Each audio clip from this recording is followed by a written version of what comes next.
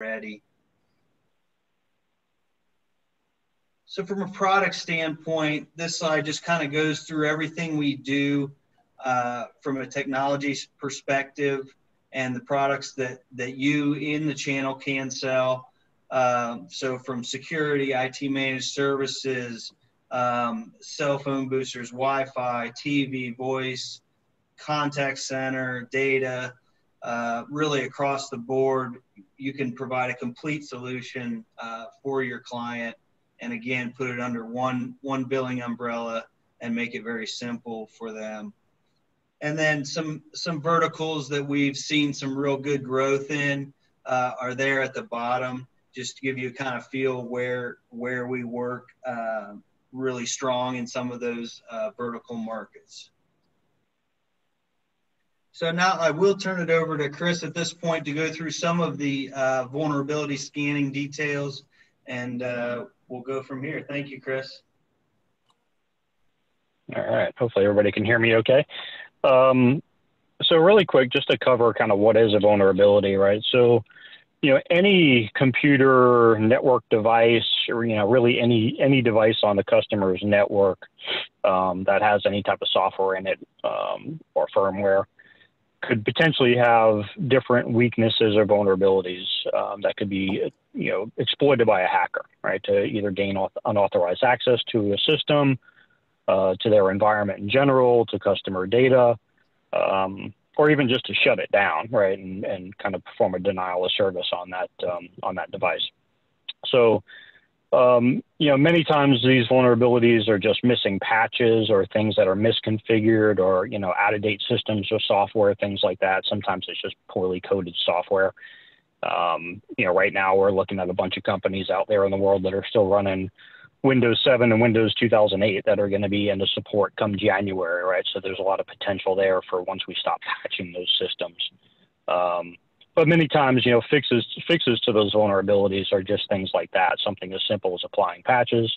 Sometimes, again, it is configuration work that needs to be done. So our vulnerability management program, what it does is it goes out there and it scans these devices on the network. It identifies those vulnerabilities that are out there, and we can present those to the customers so they have visibility into what potential vulnerabilities live within their environment. When you're managing those vulnerabilities, it's really a cyclical practice, right? So this is something that any IT environment should be doing on a monthly basis, if not more frequently, which is really going out there and looking for those vulnerabilities and correcting them. Get them forward on, Brian.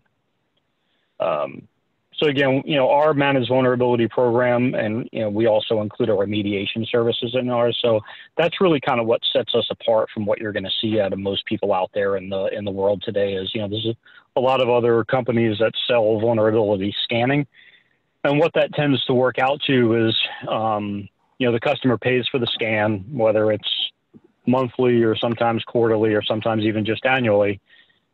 They generate a big, huge report. They dump it on the IT guy's desk, and usually he's overwhelmed, and it sits there, and they do nothing with it, right? I mean, every once in a while they'll fix a couple things, but a lot of times it's just, this overwhelming mountain of data. It's not unusual for these scan reports to come out to 300, 400, 500 pages long.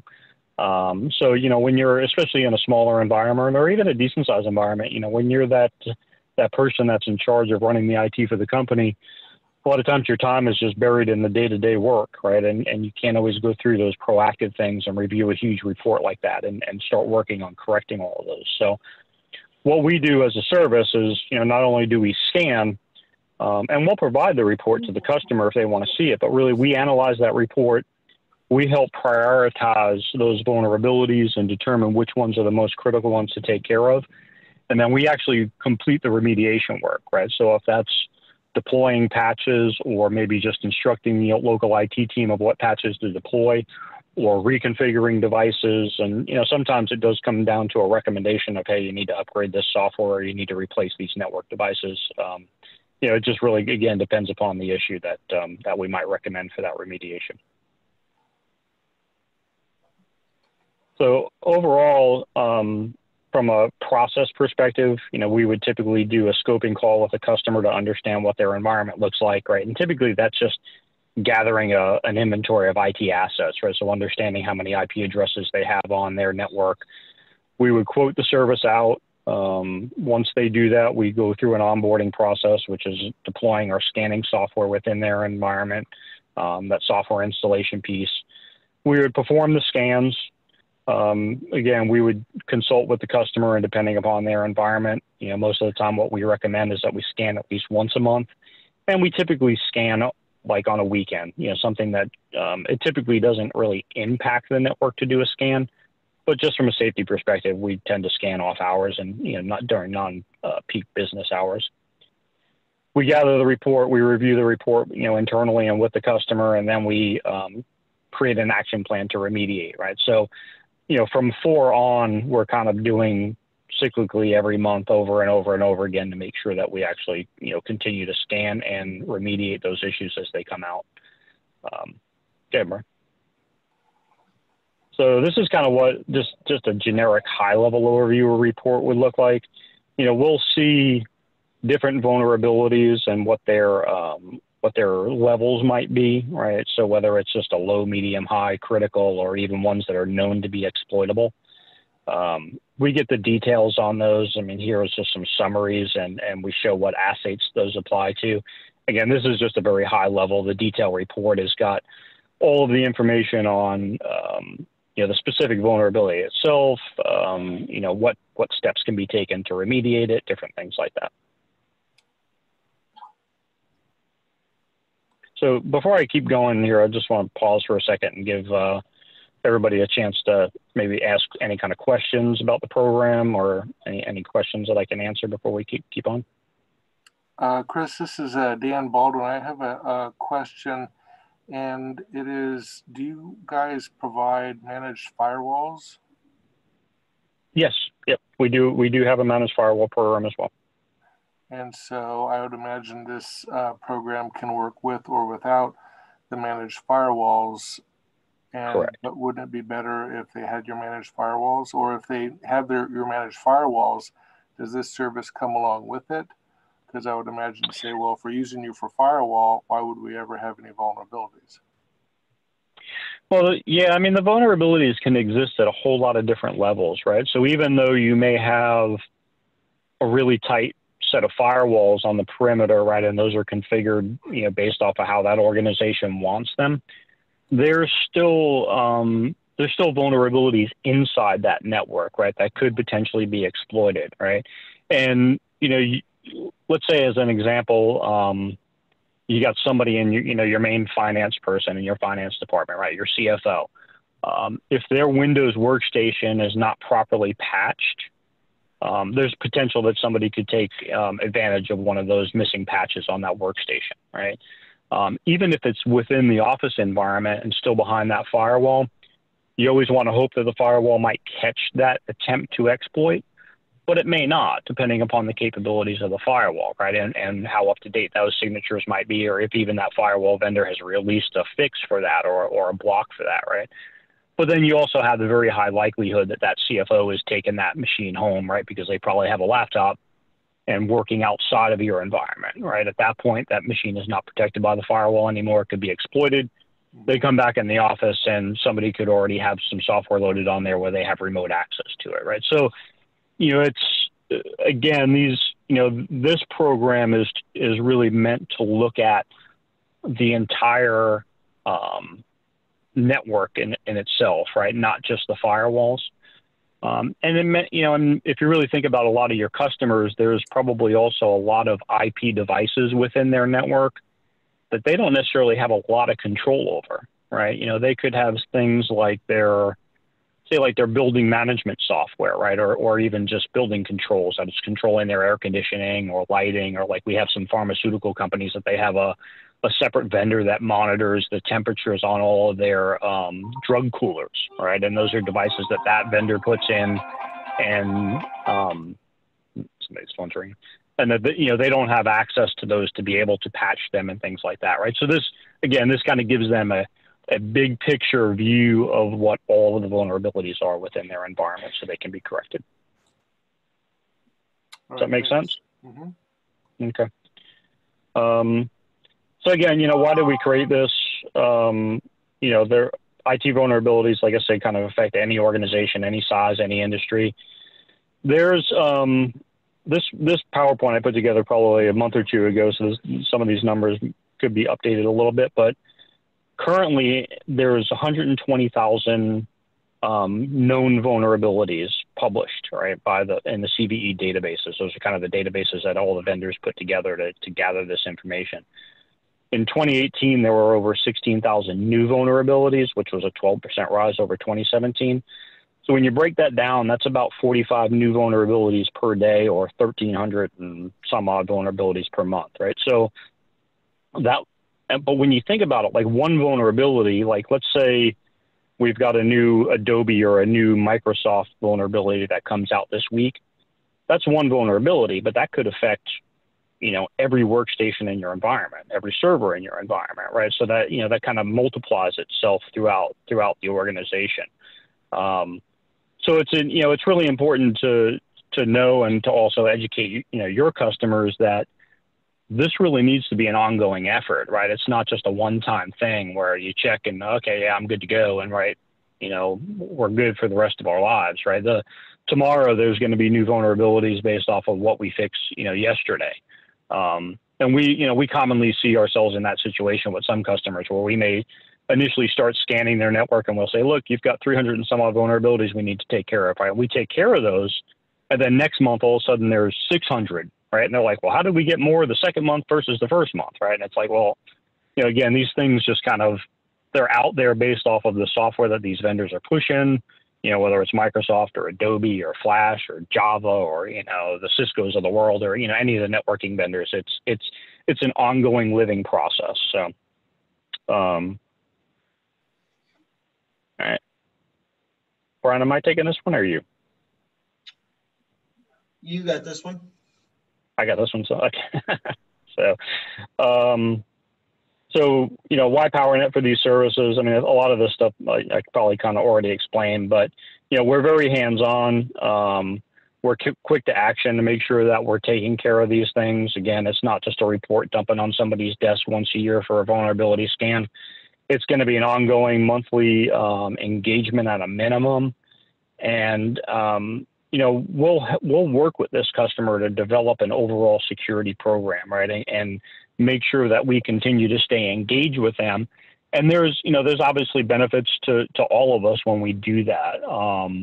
The customer is paying an MRC for that particular service. But the other thing is that we also collectively have visibility into the customer's needs, right? So we may do a scan, let's say forward ourselves into January, February of next year. There's going to be plenty of environments where we're scanning, where we're saying, look, and we're already doing this proactively and telling them it's coming, but we're going to see where we have a lot of customers that their Windows servers and their Windows workstations, if they're on Windows 7, are no longer supported, right? So that becomes a project. That becomes another sales opportunity for all of us to go out to a customer and say, hey, look, you've got to start looking at a server refresh on your operating system. And do you just upgrade the operating systems, or maybe you also need to look at a hardware refresh, right? And that could be at the server layer, that could be at the networking layer, wherever it may be. So again, these remediation efforts tend to spur a lot of other additional projects. And Brian can talk to this a little bit as well, but when we do that from a PowerNet perspective through the channel, especially if they decide to utilize us for the project work as well, that's all commissionable activities. So that's, there's a lot more potential revenue in this than just the MRC of the scan. Okay. Chris, do you use your own employees, PowerNet employees, to do this, or are they contractors? Yes. Yeah, we don't. We currently, at least on our technical team, I don't know of any contractors that we have. It's just kind of not a normal practice for us. So most of our, like Brian had mentioned earlier, most of our employees from an engineering perspective are based out of either our Cincinnati, Ohio office, our Orlando area, Florida office, or our Panama City office in Florida as well. So all US-based employees. And you had on the screen Tenable.io. Is that the software scan software that you use? Yep, that is the software that we use. They're pretty much the the industry leader in that scanning realm. Tenable is the developer of the original Nessus security scanner, so they've been around for a long, long time. They're very reputable. They also have a lot of things built into their software that is beneficial, again, for all of us, right? Because they do much more than just scanning to identify the vulnerabilities, like the missing patches and out-of-date software and stuff like that. But they also help identify things that are misconfigured. Again, they track things like end-of-life equipment from vendors, different things like that. So it's a really kind of a high-end, software when it comes to the solution that we use.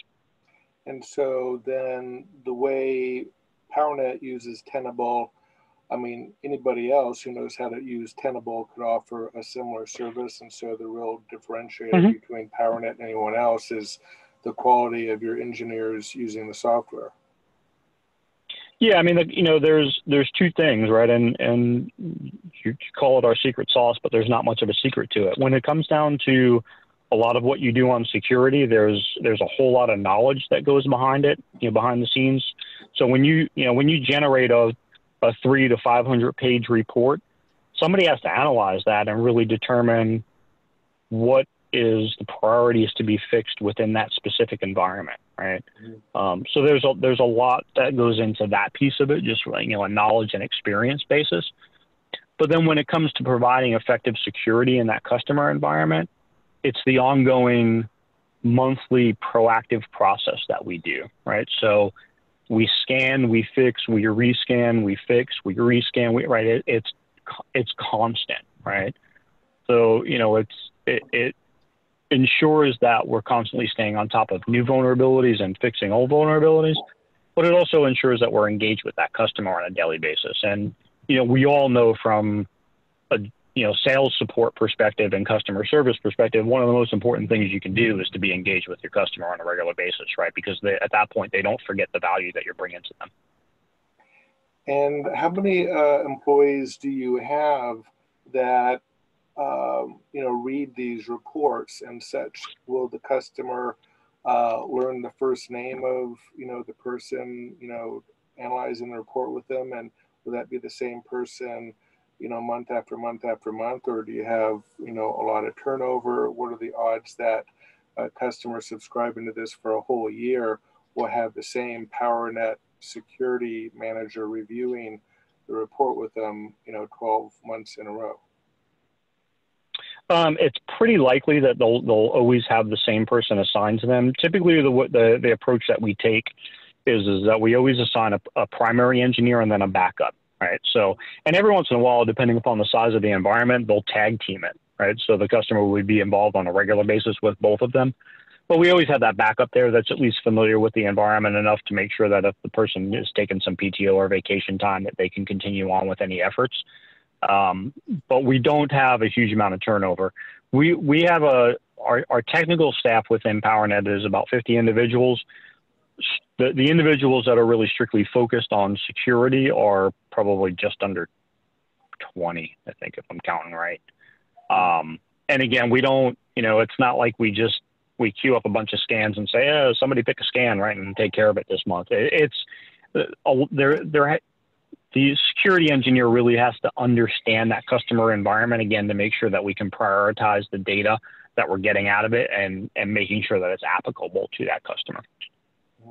And you may answer this next question in the next slide or two, but my understanding is when you say, quote unquote, we fix it, you're fixing it as just telling the customer on a monthly basis, you have these new things, you have these old things, but it's really up to them to go into individual computers and fix stuff? Or does your staff actually expend the hourly labor to then remote into, their computers or appliances and make sure, that patches are updated and that sort of thing? And if it is your people expending that labor, is there a monthly cap on the number of hours of labor?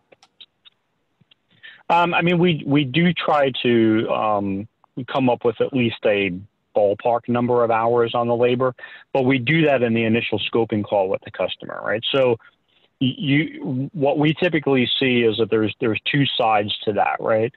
Very, very rarely do we ever have a customer that says, you guys are completely hands off, just tell us what to do, right? I mean, that comes up every once in a while, but honestly, it's really not our preference because we find ourselves in that same kind of bind, if you want to call it that the customer would already be in, where they just don't have the time to fix the stuff, right? Where we're constantly like, we're going month after month saying, did you fix this yet or no? Oh, I didn't get to it. This project, that project, right? Whatever the excuse is, right? And I'm not saying that they're necessarily shucking their responsibilities or being lazy. It's just they've got, they're taking care of a lot of the day-to-day stuff. So the vast majority of our customers that we're doing this for, they give us remote access to take care of the remediation work, deploy the patches, make the changes or whatever. And of course, we do that in a very coordinated fashion with them. Right. So if they've got specific change control processes to go through or, specific outage windows when they can do these things, we adhere to that business's needs to make sure that those are done on their requirements. Great. Thanks. Cool. And again, in that initial scoping call with them, that's where we kind of determine where we think we need to be with that MRC, right, to make sure that we cover those hours, because it would be drastically different there. So on this slide, we're just kind of talking a little bit about, the different organizations, right? I mean, really, any size organization needs these type of services and should be doing this. The small organizations are typically a little bit less focused on security, but what we're starting to see there in a lot of these small organizations, especially like in healthcare, you may have a very small healthcare organization that nowadays winds up being tied back to some larger hospital entity, right, in the services that they're providing. Those hospitals are starting to enforce their security policies on all their little small vendors, right? So it's hard for even small organizations to ignore this stuff anymore. In the mid-sized organizations, they typically start to have a little bit more of a web presence, so there's a lot more opportunity for different attack surfaces there. They've got publicly facing web servers, things like that. Enterprise organizations, again, they're going to be one of the bigger targets. Depending upon how big they are from an enterprise side, sometimes they'll have dedicated security people. And sometimes they won't. There's many times where we work with organizations that might have a security person on staff, but we'll just help supplement them. And again, it's really one of our main roles is to make sure that proactive task of fixing this stuff is getting done, and we're not that inside IT person that's getting bogged down in projects and different day-to-day activities. All right, bro. Oops. Okay, thank you, Chris. Appreciate that. No problem. And this slide here just talks a little bit about some initial questions that you could reach out to your clients with to kind of give us a general overview of what the opportunity looks like. And then you can then take this kind of information to your agent manager and say, hey, we have a potential opportunity here. This is kind of the size of the organization, what they're doing today from a security standpoint, what their biggest concerns or pain points are, and if there's any compliance issues that they're dealing with. So just some initial questions worth considering. With the great thing about this vulnerability scanning is it works well to really deepen the relationship with any existing clients you have. And it works well as a door opener for new clients that you may be targeting. So it's a no obligation on this free scanning. So for the channel, we are offering free scanning through the middle of November on getting them scheduled. We can do the work past that, but as far as getting them scheduled, we're looking at to get these locked down by the middle of November. So it is a free vulnerability scan, and what that is going to do is identify what the vulnerabilities look like, as Chris said, within their network. And then, you know, based on how critical those are, you know, then we can have a conversation with the client and talk about what it would look like if PowerNet began to remediate those initial vulnerabilities, and then also work with them on a monthly or quarterly basis to continue that work. And of course, that MRC then is commissionable for the channel on an ongoing basis. I have a question about this scan. Yes. Is the scan that you're talking about, is that the one where you put the software inside their firewall, or is this an external scan where you're seeing if you can, you know, break through their software and hack in? No, so it would be looking at what we'll do is we will offer to the client up to 50 internal IP addresses. So whether that's phones or laptops or servers or desktops, we'll basically ask them to identify some high importance. So like the CFO's laptop would be a good one to start with. Obviously, the laptop of a CFO is very, you know, there's very important data there. Backup servers that store all customer data or credit card or health information. Those would be good ones. So we'll work with the client and say, let's scan these up to 50 devices, and we'll look at the vulnerabilities that exist on each one. And then that really opens their eyes to what exists in their network today from a vulnerability standpoint. And then we can talk with them about how it would look if we began to patch those, to remediate those, both on an initial basis and on an ongoing basis. Hey, Brian, let me just add to that real quick. We do, when we do those internal devices, we do also set up an external scan. So we would scan up to, for the free scan, we would scan up to 10 external IP addresses. So that's typically the firewall and then any IPs that might be mapped through the firewall, just so we can see what is, what is potentially open to the web as well. But the internal scan is you have to put your software inside their firewall. Correct. Yeah, we would work with either with yourself if you have access to their environment, or someone at the customer site to deploy a small scanning agent on one of their machines. Mm-hmm. And this free scan, isn't that kind of standard what MSPs offer? I mean, to get in the door?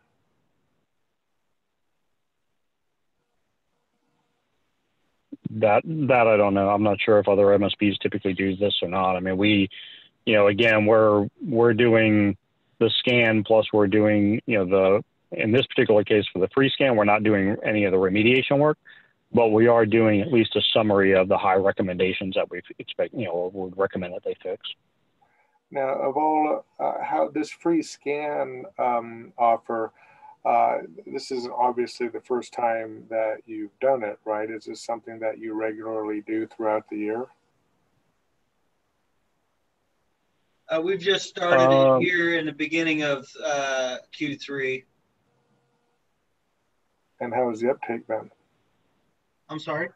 How has it been received? How many people have taken it? Oh, excellent. I don't have the numbers right in front of me, but obviously when something is at zero cost, zero obligation, we've got a lot on the schedule, so our engineers have been very busy. And the people that take advantage of this free scan, are they people who have their in-house IT people and they're just overworked, or are they people who are already outsourced to a external MSP, and maybe they're wondering if their external MSP is really doing what they say they're doing? Most of them have been, they're looking for help from the IT side as far as increasing their security posture and making sure that they're limiting vulnerabilities as much as possible, not really auditing their existing provider from an MSP. Okay, so what think I heard you said is these people aren't already with an external MSP. They're still doing IT in-house and they need help. Right. Okay.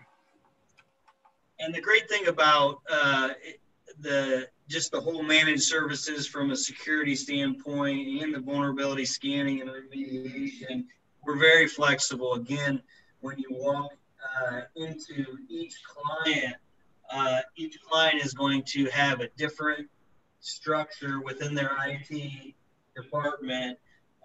Challenges, everything is going to be different from one to the next. So some will say, yes, I need help. Please take this whole thing off my plate. And others will say, we want you to look at the vulnerabilities and we want to know what it looks like. And then we want to work together with PowerNet. And some of our folks can do some of this patching. And then we'd ask you to do some of the other things on a project standpoint. So really the full spectrum, PowerNet doesn't try and shoehorn everybody into one structure. We'll get on the call with the client, and that's, kind of how we like to operate both with the channel and with your end users is, very high touch, very consultative approach. We just want to get on the phone and find out exactly what their pain points are, exactly what their structure is, what they're comfortable doing, what they are looking to give to us to help them with, and really create a custom program for them from a security standpoint. Okay, thanks. And so this is just kind of the, in addition to those questions that kind of open the door with the client, here's, kind of what we need to get them on the schedule. And your agent managers can help you with this, but this is just kind of the contact info basically that we need to get it going. And then, that contact person is going to be very important to make sure that they either have access to those IP addresses and the network administration that they need, or they know the person very closely and can get them involved to make sure that we get all the technical details we need to run that free scan and then move forward with that process. Any other questions for what Chris or myself covered?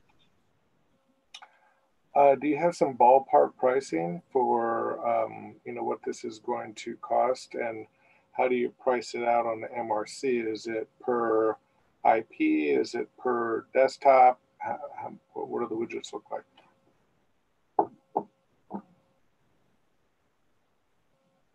Hello? Yes, Chris. Yeah, sorry about that. I was muted. We do price per IP address for the actual scanning itself, and then, like I said, depending upon what the customer's needs are in that initial scoping call, there's also a pro services component of that. So a lot of it comes down to what they're looking at needing us for on a monthly basis. Would depend upon what that MRC is. Well, can you give us some case studies for if they have 50 employees and 50 PCs? What did that run? I'm trying to think of a recent example that I helped the sales team with. We had a customer with probably about 300, I think it was 325 IP addresses. We were doing the monthly remediation work for them, and they opted to pay for the scanning software itself up front. Mm-hmm. I think there were somewhere, apologize because that piece of it I wasn't that involved with, but I believe the scanning software was roughly $20 to $24 per IP address annually. And then our MRC for the remediation work for them was about $1,200 a month. $1,200, okay. So that's about $30 or $40 per PC. Yeah, per device, depending upon what it is. Okay, so $35 per desk is ballpark, kind of like the same as an expensive phone. 35 per desk. Is that safe? I apologize. I'm driving at the moment, so I can't really I can't do the math on my computer, but that sounds about right. Ballpark, I suppose that's safe. Again, each opportunity, depending on what they're really looking to do, it, you know, obviously could go up or down. Okay, well, I mean, when I'm selling phones, I let them know, you know, a phone is anywhere from $20 to $50 a month, depending on what you want. If you want managed firewalls, it's anywhere from 100 to, you know, 300 a month or higher. And so people generally want to know what the ballpark monthly price is. Sure. So $35 per month for this sort of security where they're doing the labor is reasonable. Is that right? Correct. Okay, great. And I would imagine that if, you know, like I'm an older telecom agent, started out in long distance, and I get a lot of leads from MSPs where I run their network service and circuit orders, I'm not going to be real popular with them because this is already their business, right? I'd have to take I mean, if you have a strong relationship with them, I mean, because we find ourselves in the same boat every once in a while as well. Kind of what we do is we have a gentleman's agreement to review some of the report data with the MSP first, just to make sure there's nothing there that is like glaring that they're not doing their job, right? I mean, eventually, if they're not doing their job, then they got to own up to that. But we certainly don't go about it to throw somebody under the bus. Kind of the gist I'm getting at.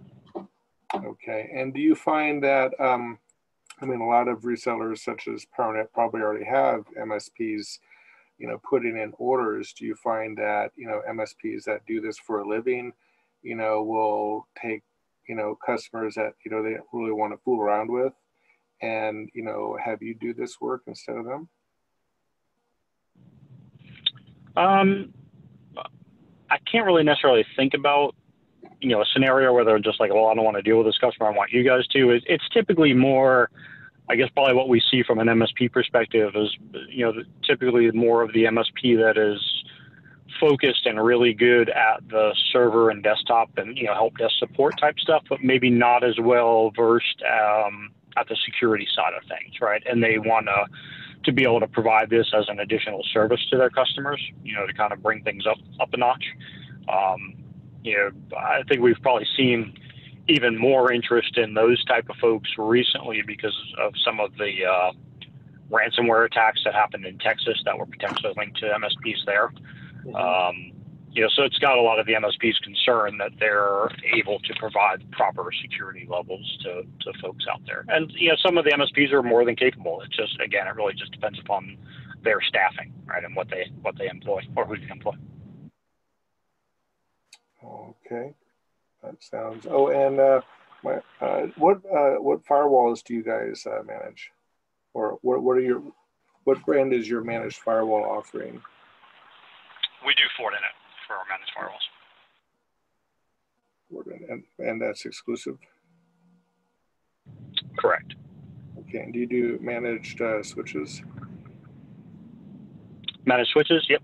We do managed switches. We have a little bit more of a wider variety on the switch from a manufacturer perspective. I mean, we'll manage Cisco. Fortinet actually has their own line of switches that are more kind of geared towards smaller business, so we obviously do those, as well as Ruckus, Brocade are probably the most common ones, you know, out there that we see.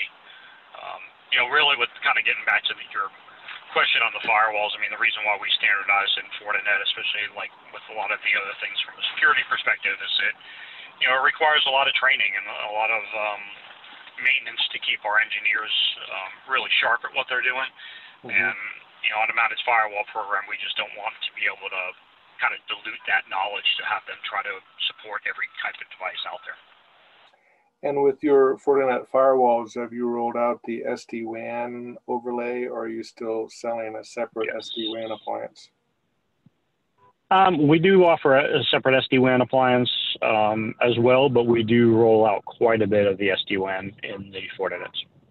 Okay, great. So then the extra SD-WAN appliance only when the Fortinet can't handle it?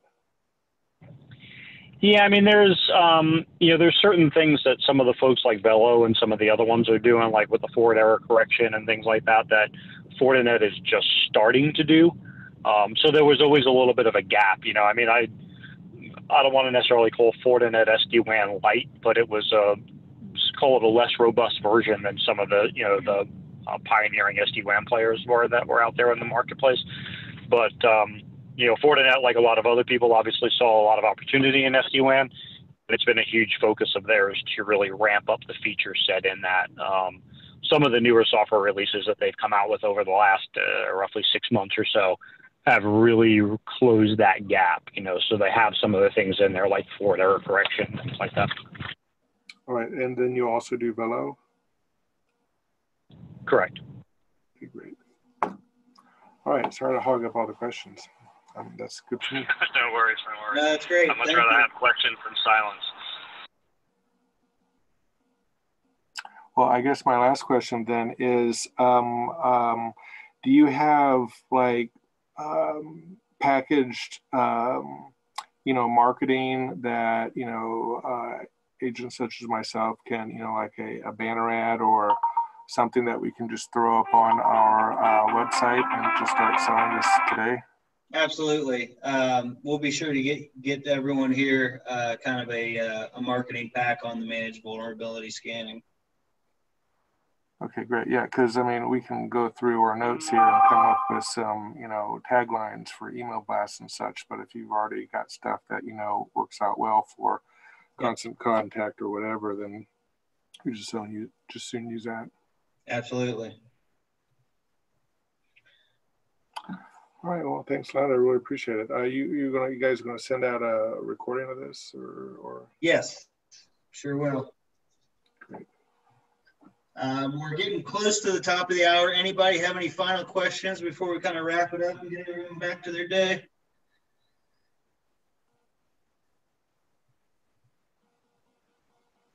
All right. Well, thank you again, everyone. Appreciate you coming on. We'll be sure to keep you posted.